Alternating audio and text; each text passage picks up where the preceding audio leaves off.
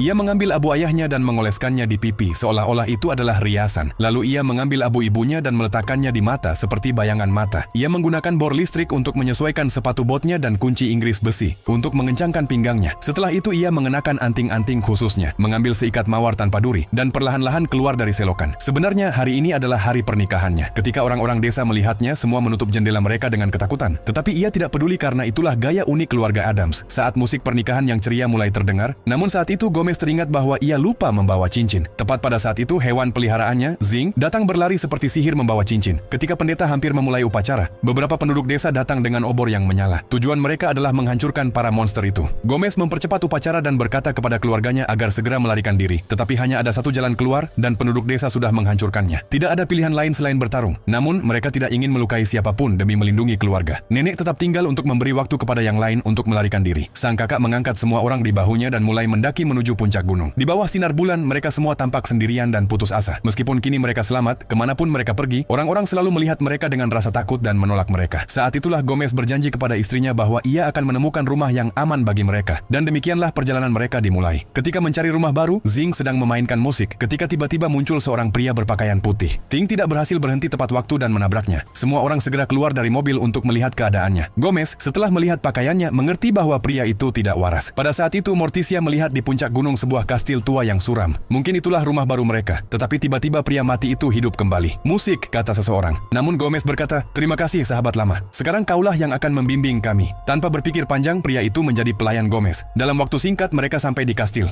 Gomez memecahkan segel dan membuka pintu. Tempat itu menyeramkan. Tetesan darah menetes dari dinding. Siapapun pasti akan ketakutan dan kabur. Tetapi keluarga Addams menyukai rumah seperti itu. Jadi mereka memutuskan untuk tinggal di sana. Tak lama kemudian lahirlah dua anak aneh. Putri sulung mereka diberi nama Rabu. Ia suka tidur di bawah tanah. Jika roh pohon tidak membangunkannya setiap pagi, mungkin ia sudah mati berkali-kali. Adiknya, Pugsley, bahkan lebih menyeramkan. Hal yang paling ia sukai adalah mencoba senjata rakitannya sendiri pada ayahnya. Kedua bersaudara itu sangat akrab. Cara Rabu menunjukkan kasih sayang adalah dengan mengubur Pugsley hidup-hidup. Dan begitulah keluarga Addams mulai hidup bahagia di kastil menyeramkan itu. Semuanya berjalan baik sampai suatu hari kabut yang menyelimuti kastil itu menghilang dan tampaklah sebuah kota kecil nan indah. Pada saat yang sama, agen properti bernama Margot sedang menunjukkan rumah baru kepada para klien. Ketika ia membuka tirai, semua terdiam. Di hadapan mereka, di atas gunung, berdirilah kastil menyeramkan itu. Margot pingsan karena takut. Setelah kastil itu terlihat, keluarga Addams memutuskan bahwa sudah waktunya menunjukkan kepada penduduk desa bahwa mereka tidak berbahaya. Namun begitu mereka terlihat, semua orang ketakutan. Saat melihat Pugsley minum air dari tanah seperti seekor anjing, mereka panik dan lari. Sejak itu, para penduduk desa mulai menganggap keluarga Addams sebagai monster. Keluarga Addams